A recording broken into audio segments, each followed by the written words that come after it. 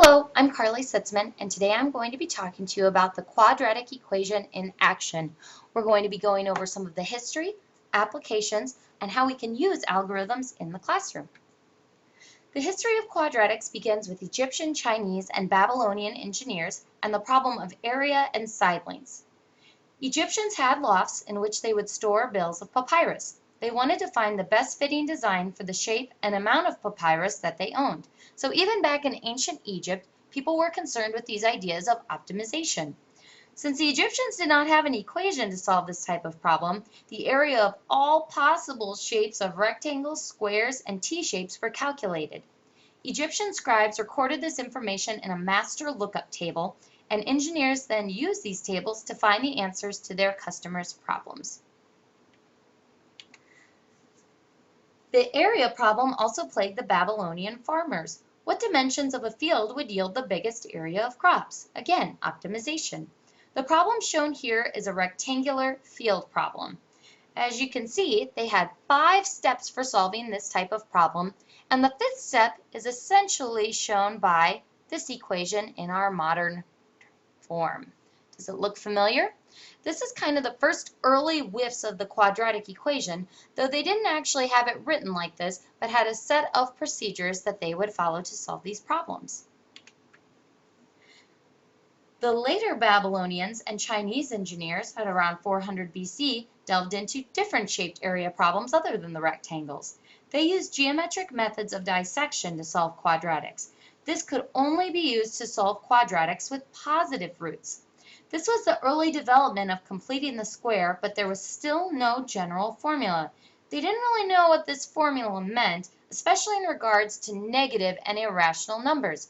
They also had not quite figured out yet that there were always going to be 2 solutions.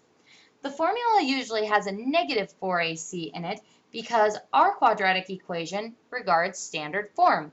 As you can see up here, they have their quadratic being equal to c instead of to 0. Back in those days, 0 was not quite as recognizable as a number, so they didn't really use it in any of their equations.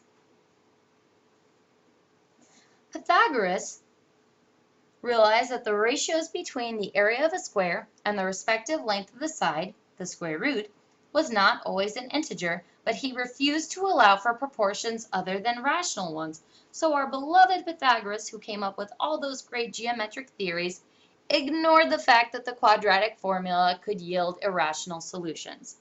During Euclid's time, there didn't exist the same notation for numbers and formulas that exist today, which meant it was nearly impossible to compute the square root of any number by hand. In his book Elements, Euclid expanded upon Pythagoras' idea and discovered that there are indeed proportions that are not always rational, but he wasn't really sure why. The Greeks were very interested in solving the area problems as well, especially the equation x squared equals 2, because they knew that it had a solution. If a right triangle had legs of 1, 1, then its hypotenuse would have to be the square root of 2. But what sort of number is the square root of 2? The discovery that radical 2 was not a rational number caused both great excitement, many oxen were sacrificed that day, and great shock. History is not entirely sure who actually discovered the irrational numbers or claimed that they absolutely exist, but it is said that it may have been the Pythagorean Hippasus. Now, the reason why we're not entirely sure is that the Pythagoreans were a very secret society, so not much is known about them. Now, this Hippasus was mythed to have termed the ratio of incomprehensible magnitude a logos, or inexpressible. According to mathematical legend, Hippasus made his discovery while out at sea and was thrown overboard by his fellow Pythagoreans for, quote, having produced an element in the universe which denied the doctrine that all phenomena in the universe can be reduced to whole numbers and their ratios. So he was considered very blasphemous for claiming that irrational numbers exist because it was too complicated. At this point, the Greeks kind of gave up on algebra for a while and turned to geometry. It actually wasn't until the 19th century that we finally had a good way of thinking about irrational numbers. Now, students, myself included, often take for granted many of the factual definitions that we hold dear, such as irrational, a non-terminating, non-repeating decimal. But this was so mind-blowing to the people at the time. In 700 AD, Brahmagupta gave the first explicit, but not completely general solution to the quadratic equation. He did allow for negatives, but as you can see, he still only had one solution. And he was one of the first that started thinking about negative numbers in terms of fortune for positive numbers and debt for negative numbers. He also gave the first rules for dealing with 0 as a number. Now, jumping to Persia in the 9th century, we have Muhammad ibn Musa al-Khwarizmi. And again, I apologize for any mispronunciations. He was actually inspired by Brahmagupta and developed a set of formulas that worked for positive solutions. He provided a full solution to the general quadratic equation by accepting one or two numerical answers for every quadratic equation. He also provided geometric proofs in the process. He also said that the discriminant must be positive, which was later proved by his contemporary Abd Turk, who used geometric figures to prove that if the discriminant is negative, a quadratic equation has no solution. So they were still ignoring imaginary numbers at this time. Their minds would have been completely blown if they had known what lay ahead in the future. From the 9th century to the 16th century, nearly all algebra books started with quadratics with al-Khwarizmi's work.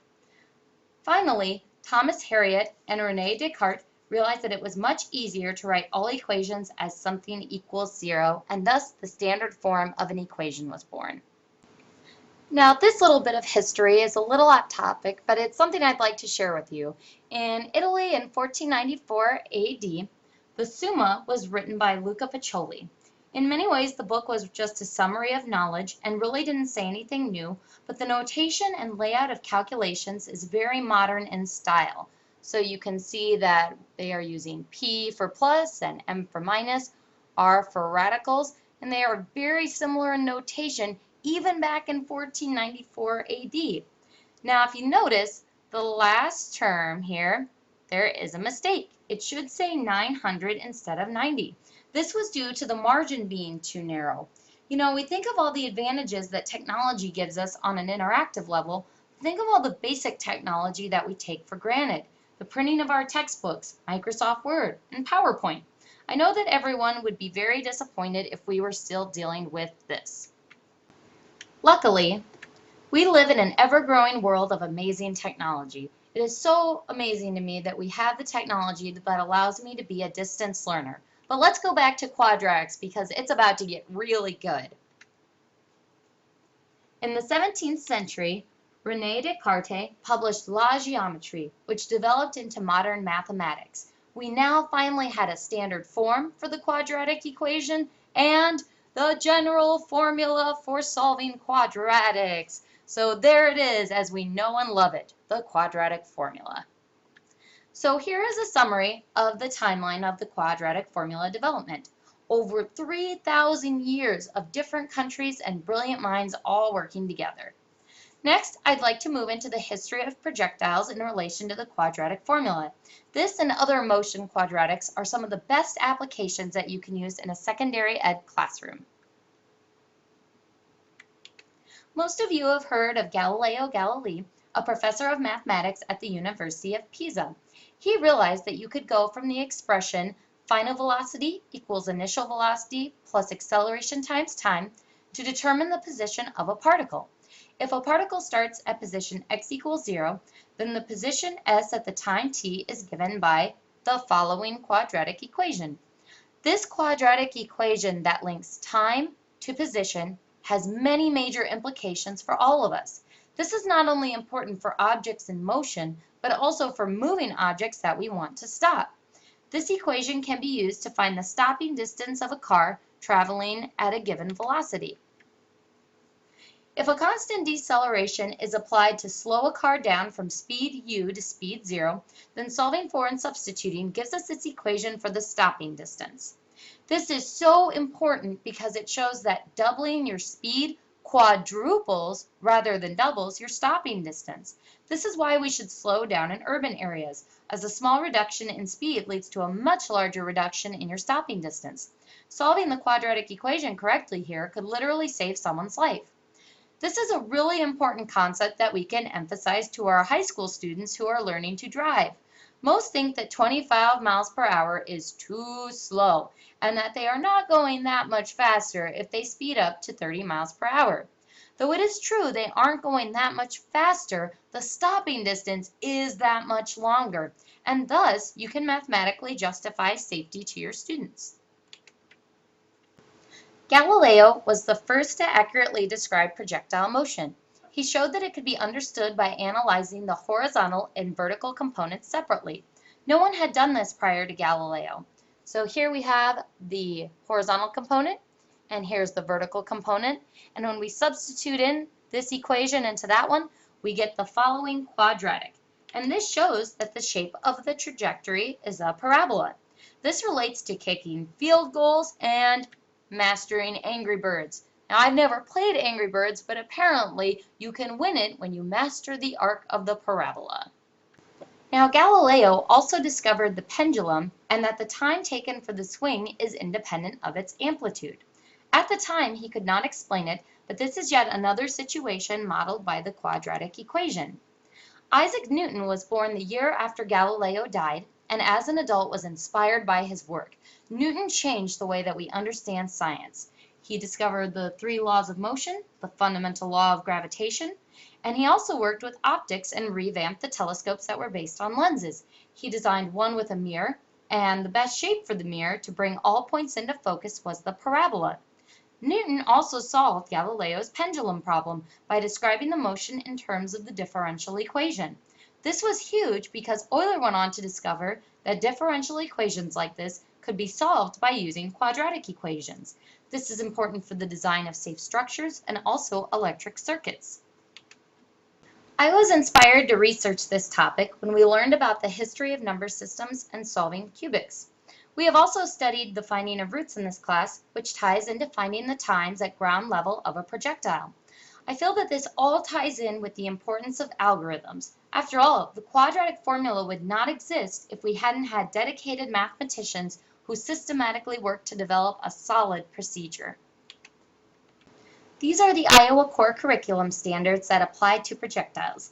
This last standard is particularly important because it is how algorithms relate to projectiles. My main goal as a teacher is to have students inspect a real situation and decide how to solve it. Is there any algorithm for solving any projectile problem? When does the answer not make sense? Imaginary solutions, negative time, negative height. We also have the National Council of Teachers of Mathematics Standards, and I want to focus on the 5th bullet that says, analyze the effects of parameter changes on the graphs of functions. What happens when we manipulate the numbers in our equation? How does this affect our graph? I found a really good exploration activity on the GeoGebra site that allows students to interactively figure out what changing the a and b values does to the x-intercepts.